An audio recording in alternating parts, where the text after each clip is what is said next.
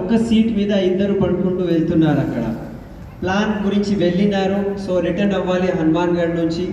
So ఇది ఏదో ఒక ఢాబాలో కూర్చొని ఇట్లా తినడానికి అక్కడ ఆగినారట. అండ్ నెక్స్ట్ దాంట్లో పని చేసి చేసి ఎంత అలసిపోయినారంటే ప్లాన్లు చెప్పి సో నెక్స్ట్ సో ప్లాన్ చెప్పి ఎంత అలసిపోయినారంటే ఇది ఢిల్లీ రైల్వే స్టేషన్లో ఇది రిటైరింగ్ రూమ్ ఉన్నది.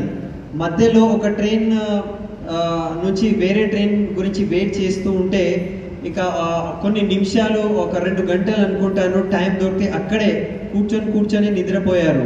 ఎందుకంటే అంత అలసిపోయినాము. సో ఎట్లా ఉన్నదంటే నెక్స్ట్ దీంట్లో అసలు కళ్ళు తెరుచుకోవడానికి కూడా అయితలేదు. అన్ని ప్లాన్ చెప్పి నిద్ర లేకపోవడం వల్ల కళ్ళు అట్లా తయారైనాయి చూడండి. సో 2 గంటలు కూడా నిద్ర లేదు, అట్లా ఆ పరిస్థితి ఉంటుండే. సో నేను ఎందుకు అంటాను అంటే రోజు మనము 8 o'clock నుంచి రాత్రి 11 వరకు పని చేయాలంటే ఇట్లాంటివి బాధలు ఉంటుండే. మీ దగ్గర నొప్పి ఉన్నదనుకోండి, మీకు అల్చట అనేది ఎప్పుడు రాదు. మీరు మీ పరుపు మీద నిద్రపోతారా? కానే కాదు, మీరు ఎక్కడంటే అక్కడ నిద్రపోతారు. ఎప్పుడైతే మీకు కష్టాలు ఉంటాయని ఇట్లాంటివి పని చేయడానికి మీరు తయారు ఉంటే, మీ దగ్గర డ్రీమ్ పవర్ ఉన్నదనుకోండి, వేరే ఏ జుంజున అంటున్నారు, వేరే ఏ కారణాలు మిమ్మల్ని ఆపలేరు. ఎందుకంటే మీ దగ్గర మీ యొక్క డ్రీమ్ పవర్ ఉన్నది. అప్పుడు మీరు అన్స్టాపబుల్ అయిపోతారు. మీరు మాట్లాడితే మీ నోరు నుంచి అగ్ని బయటికి వెళ్తుంది. కానీ మనం ఏం చేస్తాము అంటే చిన్న మాటల్ని చిన్న మన కారణాలని సాకుల్ని పట్టుకొని ఎక్కడే ఉండిపోతాము. సో ఒక నొప్పితో మనం పని చేయాలి, పెద్ద డ్రీమ్ పట్టుకొని మనం పని చేస్తే ఈ అన్ని పరిస్థితుల్ని కూడా మనం దాటిపోతాం. ఎస్ ड्रीम इतना सीख गया हूँ, इतना तो पकड़ लेता हूँ क्या बोला क्या नहीं बोला. बहुत मेहनत कर रहा है चरण, इसमें दो राय नहीं है. चरण और भरत మీ కళలు చిన్నగా అయిపోయినాయి అండ్ మీ సాకులు కారణాలు పెద్దగా దొడ్డుగా అయిపోయినాయని అంటున్నారు. చూస్తే అది ఏ బాటిల్ అనుకుంటున్నారేమో అని అంటున్నారు. అది మొన్నావి బిజినెస్ లో జ్యూస్ బాటిల్స్. అవి ఒక్కొక్క బాటిల్ 2200 బాటిల్. అది ఇంతకుముందు వేరే కంపెనీలో పని చేస్తుండే కదా. ఆ ప్లాన్ చూపెట్టడానికి బీహార్లో ఒక చిన్న గ్రామంలో ఛప్రా అనే ఒక గ్రామంలో ఉన్నారు. అక్కడ ఎలక్ట్రిసిటీ ఏం లేదు, అందు గురించి అది లాల్టైన్ అంటారు. అది ఆ దీపం అక్కడ వెలిగించి ఆ దీపంలో మళ్ళీ ఇట్లా కూర్చున్నారు. చూడండి ఎట్లా కూర్చున్నారు, ఎందుకంటే కింద కాలు పెట్టుకుంటే దోమలు కరుస్తున్నాయట. సో అట్లా కూర్చొని ప్లాన్ చెప్తున్నారు. అంటే మా పరిస్థితి ఆ టైంలో ఎట్లా ఉండే అది ఆ ఫోటో చూస్తే మీకు అర్థమవుతుంది అని చెప్తున్నారు. ఆ బర్రెల్ని కట్టినారట. అట్లాంటివి ప్లేస్లో వెళ్ళి బారిల్ బై అక్కడ ప్లాన్స్ చెప్తున్నారు. సో మీ డ్రీమ్ పెద్దగా అవుతాయి కదా, మీ యొక్క సాకులు అండ్ కారణాలు చిన్నగా అయిపోతాయి అని అంటున్నారు. ఎస్ చూడండి, ఇది చిన్నగా ఒక ఊర్లో చిన్న దాబాలో తింటున్నారు. అది కూడా అతి తక్కువ డబ్బు ఖర్చులు అయ్యే, అతి తక్కువలో పప్పు అన్నం దొరికే దాబా మీద మేము ఇట్లా కూర్చున్నాము. ఇద్దరు ఎట్లా కూర్చున్నామంటే చూడండి, ఒక డ్రైవర్ అండ్ డ్రైవర్కి అసిస్టెంట్ క్లీనర్ అంటారు కదా, అట్లా మేము ఇద్దరము కూర్చొని తింటున్నాము. ఎందుకంటే తక్కువ ఖర్చులు కావాలి అండ్ రోడ్ సైడ్ డాబా, అది రోడ్కి పక్కనే ఉన్న దాబా, అక్కడ మేము కూర్చొని తింటున్నాము. దీనికన్నా इससे थोड़ा पहले वाला फोटो दिखाइए please slide. So Baril sir వాళ్ళది పెళ్ళి 25 years అంటే సిల్వర్ జూబ్లీ అంటారు దానికి. 25 సంవత్సరాల యొక్క సెలబ్రేషన్ చేసుకోవాలి, ప్రతి పిల్లలకి ఉంటుంది. మా అమ్మ నాన్న యొక్క ఈ సెలబ్రేషన్ చేయాలి, పెళ్లి రోజు సెలబ్రేషన్, ఎందుకంటే 25 సంవత్సరాలు కంప్లీట్ అయినాయని. సో సర్వజ్ఞ సార్ వాళ్ళ యొక్క ఫ్రెండ్స్ ఉంటారు. సో వాళ్ళ ఫ్రెండ్స్ వాళ్ళ అమ్మ నాన్న ఇట్లాంటివి యానివర్సరీ సెలబ్రేషన్ ఒక హోటల్లో ఒక రిసార్ట్స్లో చేసుకుంటూ ఉంటున్నారు. ఇన్విటేషన్ వచ్చింది. కానీ ఇప్పుడు మా దగ్గర పరిస్థితి ఎట్లా ఉన్నదంటే ఏం డబ్బు లేవు మా దగ్గర. ఇప్పుడు ఏం చేయాలి అనుకుంటే అది ఒక 10 రూపాయలది, అది ఒక క్యాండిల్ దీపం లాగా ఉంటుంది, అది 10 రూపాయలది ఉంటుంది, మ్యూజిక్ వస్తుంది దాంట్లో. అది తీసుకొచ్చారు వీళ్ళు. సో 25 సంవత్సరాలు కంప్లీట్ అయినాయి మా మ్యారేజ్కి. కానీ పరిస్థితి చూడండి, డబ్బు లేదు సెలబ్రేట్ చేసుకోవడానికి. 10 రూపాయల యొక్క దీపం తీసుకొచ్చారు. అండ్ మా ఇంటి ముందు ఫ్లాట్ మీద టెర్రస్ ఏవైతే ఉంటుంది కదా, ఆ టెర్రస్ మీద అన్ని ఆ బలూన్స్ ఇట్లా పరేసి అండ్ ఒక చాక్లెట్ సిరప్ ఉండే మా దగ్గర. ఆ జస్ట్ క్యాండిల్స్తో మేము సెలబ్రేట్ చేసాము. ఓన్లీ నలుగురు ఉన్నాము. నలుగురే ఎందుకు ఉన్నాము అంటే మా దగ్గర డబ్బులు లేవు అండ్ మేము నిరుద్యోగి, అంటే పని కూడా లేదు, సో డబ్బు కూడా లేదు. అందు గురించి మేము ఏం సెలబ్రేషన్ కూడా చేసుకోలేము. 2014 ఓకే 2014 విషయం ఇది. యూసిడి వివేక్ జైన్ సార్ మేము పంజాబ్ లुधियानाలో ప్లాన్ చేయడానికి వెళ్ళినాము. అండ్ అదే రోజు వివేక్ సార్ యొక్క బర్త్డే ఉండే. మేము హోటల్లో ఉన్నాము కానీ డబ్బులు లేవు. లడ్డు भी रखा हुआ दिख रहा है ना, मैंने यहाँ आके देखा, मुझे प्लेट के पास ఒకే ఒక లడ్డు ఉన్నది అక్కడ. సో బర్త్డే సెలబ్రేట్ చేయాలి, బయట వెళ్ళలేము, డబ్బులు లేవు. సో మా రూమ్లోనే మేము చిన్నగా ఇట్లా చేసుకున్నాము. ఒకే ఒక లడ్డు ఉండే, దానికి కట్ చేసి సగం అతను తిన్నాడు, సగం నేను తిన్నాను. సో డియూసిడి సార్ సెలబ్రేషన్ అది. వివేక్ జైన్ సార్ ఇవాళ డియూసిడి ఉన్నారు కానీ మా పరిస్థితి అప్పుడు అట్లా ఉండే. ఒక లడ్డు మీద బర్త్డే చేసుకున్నాము రూమ్లో. ఘోరమైన పరిస్థితి ఉన్నది.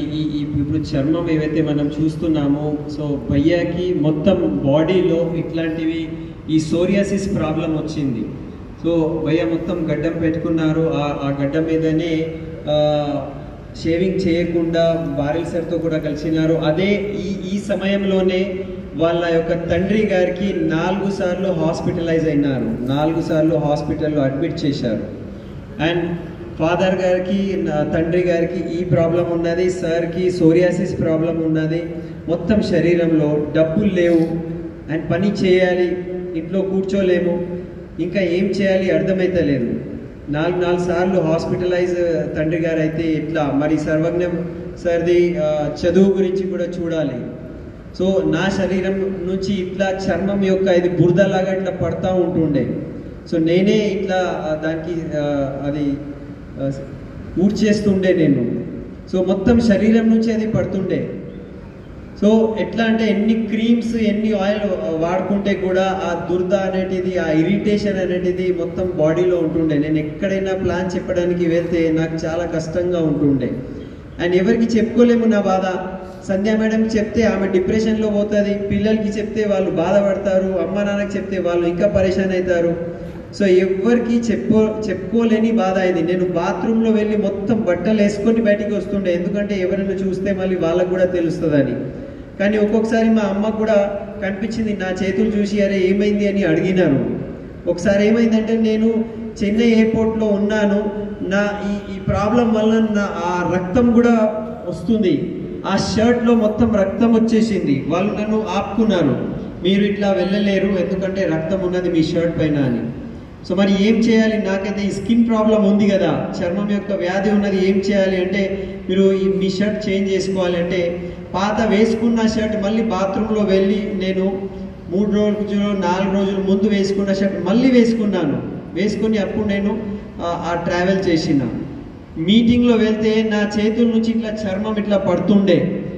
సో అందరు వస్తారు, ఎక్సైట్మెంట్తో చేతులు కలుపుతారు, మళ్ళీ వాళ్ళు చూస్తే ఏమవుతుంది అని నేను ముందే చెప్పేస్తుండే, చూడండి నా చేతుల్లో ఇట్లా ప్రాబ్లం ఉన్నది, నా చర్మం నుంచి ఇట్లా పడుతూ ఉంటుంది. సో ముందే చెప్పేసి నేను టెన్షన్ కావద్దని ముందే చెప్పి నేను అప్పుడు మీటింగ్ చేస్తుండే. సో ఒకరోజు నా పరిస్థితి ఇప్పుడు చూడండి, నా శరీరంలో రక్తం ఉన్నది, ఇట్లా మొత్తం సోరియాసిస్ ఉన్నది. కానీ ఇంత పరిస్థితిలో కూడా డబ్బులు లేవు, ఇంట్లో పరేషాని ఉన్నది, కానీ నా పని ఎప్పుడు ఆగలే. నేను ఒక్క మీటింగ్ కూడా నేను ఎప్పుడు క్యాన్సిల్ చేయలే, రక్తం కారుతూ ఉంటే కూడా. ఎందుకు క్యాన్సిల్ చేయలే అంటే ఒక్కసారైనా నేను మీటింగ్ క్యాన్సిల్ చేసినాను అనుకో ఇక సాకులు స్టార్ట్ అవుతుంది, నాకు ఇట్లా ప్రాబ్లం ఉన్నది కదా అందు గురించి నేను చేయలేకపోతున్నా. సో నా మీద నాకు ఒక్క సాకులు కూడా రావద్దు, ఒక్క బహానా కూడా నేను పెట్టొద్దు అని నేను ఈ పని చేసిన.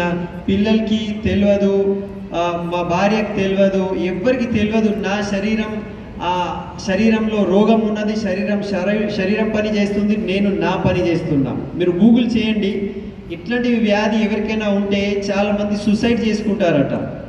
అట్లాంటివి ఘోరమైన కష్టంలో నేను పని చేసిన.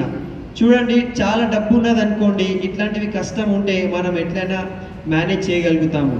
కానీ అస్సలు డబ్బులు లేవు, కానీ ఇట్లాంటివి రోగం ఉన్నది, పని చాలా ఎక్కువ చేసేది ఉన్నది. ఇంకా మా అత్తగారింట్లో కూడా అందరికీ తెలిస్తే మళ్ళీ వాళ్ళు ఏమనుకుంటారు, ఇప్పుడు మా సర్వజ్ఞ భార్య గారికి పెళ్లి చేయాలి, సో మాటలు వెళ్ళినాయి. చూడు వాళ్ళ తండ్రికి రోగం ఉండే కదా, చర్మ వ్యాధి ఉన్నది, వాళ్ళ భార్యకు కూడా వచ్చేసింది, అది సత్య మేడం కూడా వచ్చేసింది, ఇంకా పిల్లలకి కూడా వస్తుంది, అంటే పిల్లలు ఇవ్వద్దు, పెళ్లి కావద్దని ఇట్లాంటివి మాటలు వెళ్ళినాయి. ఇప్పుడు ఇట్లాంటివి దోస్తులు ఉంటే మనకు దుష్మన్ యొక్క అవసరం ఉంటుందా? సో జనాలు ఏమేమో మా గురించి మాట్లాడడం స్టార్ట్ చేశారు. సో మా గురించి ఇట్లా నెగటివ్ మొత్తం వాళ్ళు చెప్పుకుంటూ ఉంటున్నారంట. ఎస్ భయ్య, అప్పుడే హాస్పిటలైజ్ అయ్యారు. చూడండి ఈ హాస్పిటల్ ఫొటోస్ ఇవి. సో అన్ని పరిస్థితులు ఒకేసారి వచ్చినాయి మాకు. అక్కడ తండ్రి గారికి, ఇక్కడ నా శరీరం పైన డబ్బులు లేవు, కష్టాలు చూడండి. ఇప్పుడు అదే సమయంలో 25 యువకులకి సంవత్సరాలు ఉన్న ఇప్పుడు ఎంగేజ్మెంట్ కాబోతుంది, పెళ్లి సంబంధం అక్కడ కుదిరింది. సో అదే సమయంలో హాస్పిటలైజ్ అయ్యారు, వెయిట్ తగ్గుతుంది, కడుపు నొప్పి ఉన్నది, వామిటింగ్స్, వాంతులు చేసుకుంటూ ఉంటున్నారు. అండ్ అక్కడ జస్ట్ 15 days తర్వాత అతనికి ఎంగేజ్మెంట్ ఉన్నది.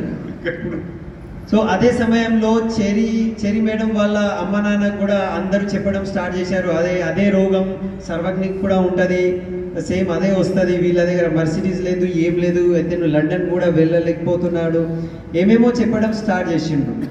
సో మాకు డాక్టర్స్ ఏం చెప్పారంటే, సర్వజ్ఞ గారికి అసలు ప్రాబ్లం ఏమున్నదంటే ఏదో మానసికంగా ఏదో ప్రాబ్లం ఉండొచ్చు, సో మీరు మాట్లాడండి అంటే, నేను రాత్రి 12 గంటలకి అతనితో అడుగుతున్నాను. అక్కడ నేను నిలబడి ఒక పేపర్ పెన్ ఇచ్చిన, నువ్వు రాయి, నీకు ఏం బాధ ఉన్నది నువ్వు రాయి, నువ్వు ఏమనుకుంటున్నావు, అసలు నీకు ఏం కావాలి, నీ బాధ తక్లీఫ్ ఏమున్నది రాయి అని చెప్తున్నా. సో ఆ సమయంలో సర్వజ్ఞ భార్యలు కూడా చాలా ప్రయత్నం చేసి, అది హాస్పిటల్, అది ఫోర్టీస్ హాస్పిటల్ జైపూర్లో ప్రయత్నం చేసి అర్ధగంట తర్వాత అంటున్నారు, నేను ఏం రాయలేకపోతున్నాను నాన్న అని అంటున్నారు. అప్పుడు డిశ్చార్జ్ చేసేసి ఇంటికి పంపించేశారు. डिस्चार्ज है, टाइम में अब जल्दी शॉर्ट लेके आ रहे हैं और सिद्धि ने यहाँ पे लिखा है वेलकम होम। भैया कितना इमोशनल पल है कि मैं तुझे पता नहीं ये बीमारी क्या है। రిటర్న్ వచ్చినప్పుడు ఫోటోస్ ఇవి వెల్కమ్ చేయడానికి సిద్ధి గారు పెట్టినారు ఇట్లా. और सिद्धि वहाँ लिख रही है, इसमें लिखा हुआ है कि वी मिस यू भैया, मैं तुझे वैसे ही देखना चाहती हूँ, खेलता हंसता हुआ और सबको हंसाते हुए, तू जल्दी से ठीक हो जा। మీరు తొందరగా మంచి కావాలి, ఆడుకుంటూ మనం ఎట్లా ఉంటుండే ఆడుకుంటూ పాడుకుంటూ అట్లా మీరు ఉండాలి, మేము మిస్ చేస్తున్నాము అని సిద్ధి గారు చెల్లి గారు అన్నకు చెప్తున్నారు. उसके सबके बचपन की फोटो लगा दी है उसने, जैसे वो पुराने बचपन के फोटो देख के उसको थोड़ा सा वो इमोशनल हो जाए या खुश हो जाए. చిన్నప్పటి ఫోటోస్ అవి అన్ని. సో అతను చూసి అతను జర ఆనందపడతారని. సో ये हमारा पुराना घर है और सर्वज्ञ को संध्या गिफ्ट दे रही है कि तू खुश हो जा, तू घर पे वापस आ गया है और मैं बगल में बैठा हुआ हूँ. నేను పక్కనే ఉన్నా, మేడం గారు వెల్కమ్ చేసి గిఫ్ట్ ఇచ్చారు, అతను జర ఖుష్ కావాలి, ఆనందపడాలని. हम उसको घर बोतल डिप लगा रखी है घर पर ही, क्योंकि डॉक्टर से हम कहा कि आप तो घर पे जाने दो, क्यों बिल बढ़ाते हो, तो घर पे कुछ कर लेंगे. तो घर पे मैं ये सब सीढ़ी का जुगाड़ लगा के उसको डिप लगा रहा हूँ.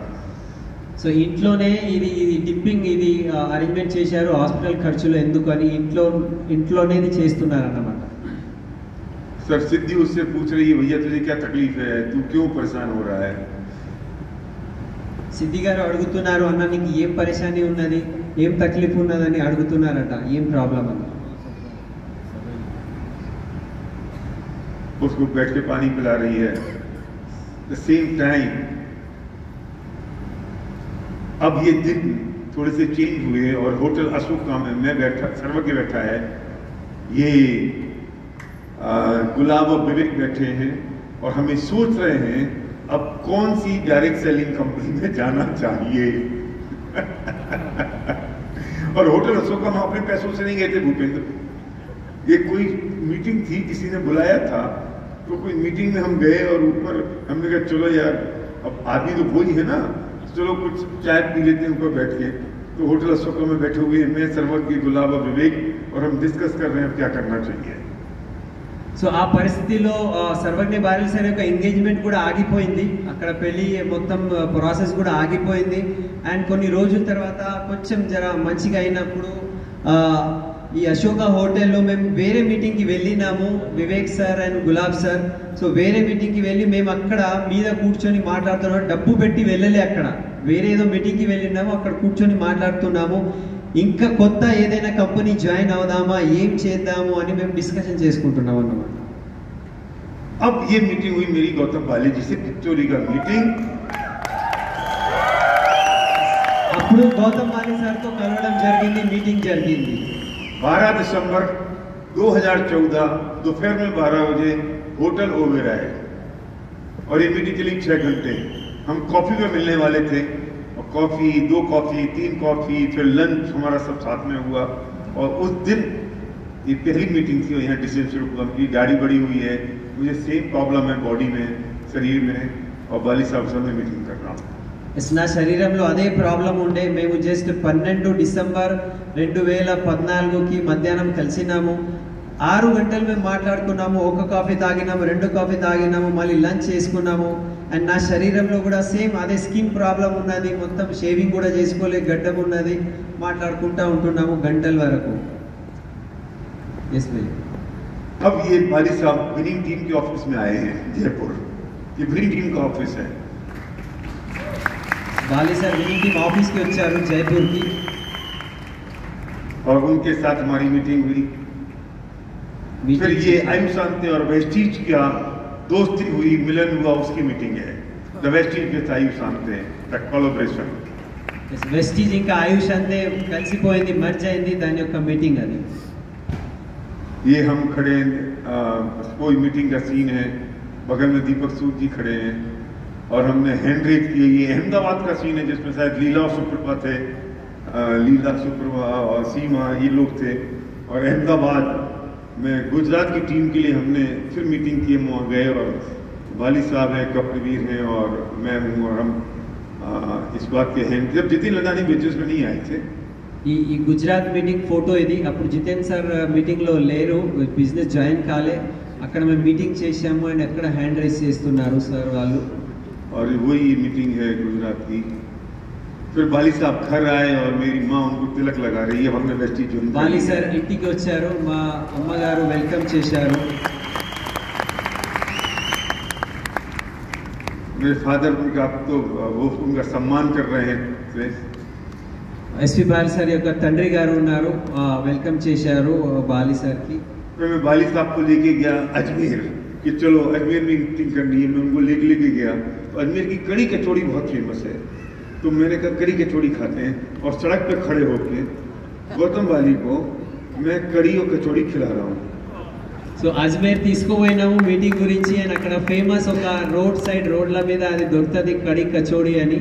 సో అది తినిపిస్తున్నా గౌతమ్ బాలి సార్. और मेरे से उसके 3 साल, अभी 2 साल पहले, इसके 7-8 साल बाद मेरे से बोले, आपने मेरे से क्या दुश्मनी निकाली, जो बड़ी कड़ी कचौड़ी खिलाई.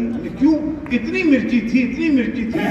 और मैं तो चुपचाप इसलिए खा गया क्योंकि आप नए हो, मैं आपको मना करूंगा तो आप नाराज हो जाओगे. ఎన్నో సంవత్సరాల తర్వాత సార్ చెప్పినారట, నేను ఏం తప్పు చేశానని, నన్ను అట్లాంటివి ఫుల్ కారంతో నిండిన అది ఆ కచోడి తినిపించారు. నాకు చాలా బాగా అయింది, కానీ మీకు ఏం చెప్పలే, ఎందుకంటే మీరు కొత్తగా జాయిన్ అయ్యారు బిజినెస్లో, అందు గురించి నేను మీకు ఏం చెప్పలే అని అన్నారట. फिर ये वो दिन था जब 4 सितंबर होगा और हमारी पहली मछली आई. 4 సెప్టెంబర్ కొత్త మర్సిడీస్, ఫస్ట్ మర్సిడీస్ కార్ మేము తీసుకున్నాము. ज्वाइन करने के 5 महीने बाद, జాయిన్ అయిన 5 నెలల తర్వాత మర్సిడీస్. और इस समय मेरा चेक था 5 लाख रुपए, 5 లక్షల చెక్.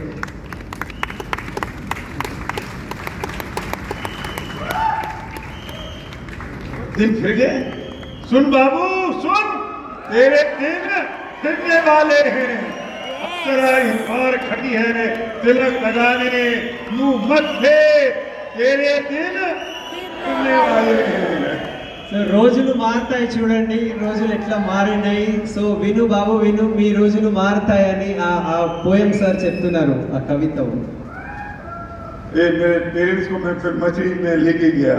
इतनी तकलीफ देखी, इतनी परेशानी देखी, जितना उन्हें सब कुछ देखा, तो मैं उनके साथ ट्रेवल पे गया.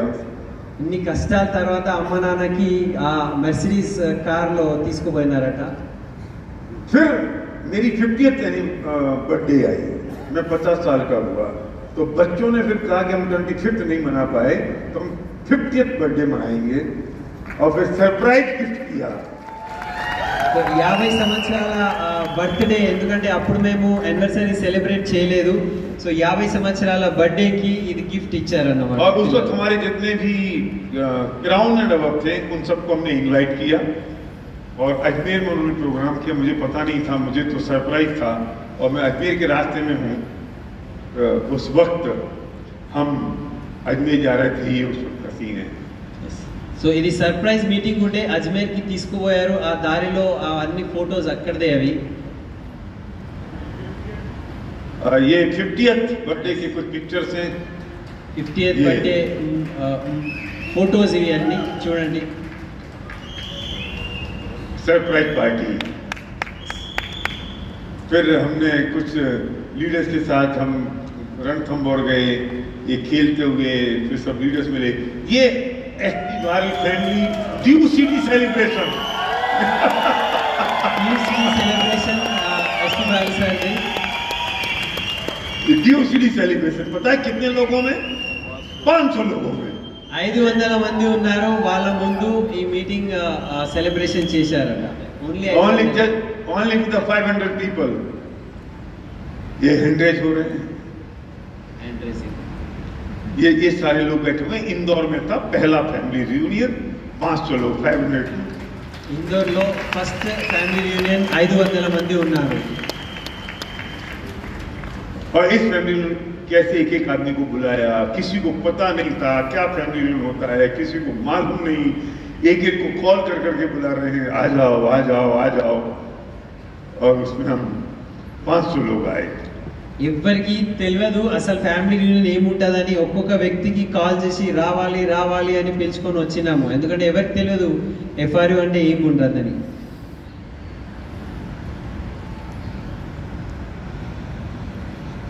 क्या हुआ, हो गया? हाँ ये तो वो सुनो, हाँ इसी आवाज निकाल गई. ये वो वीडियो है जब मछली जाई ना, उसका वीडियो कार अनवीलिंग का. आवाज खोलना इसमें.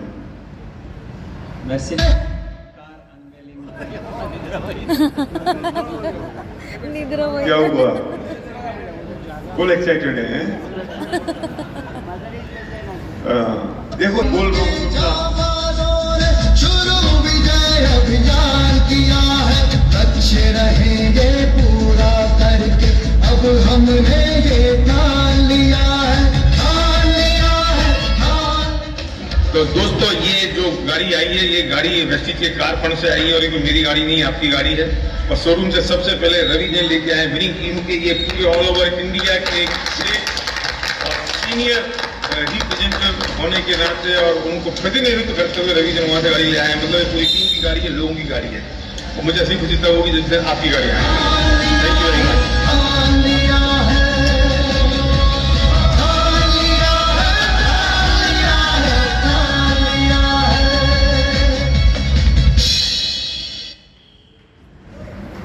मैं तब भी ये कह रहा था कि लोगों की गाड़ी है. मैं तब भी कह रहा था कि मुझे अब आपकी गाड़ी का इंतजार है. सपना पूरा होना इसे कहते हैं कि आज हमने 145 गाड़ियों की रैली निकाली.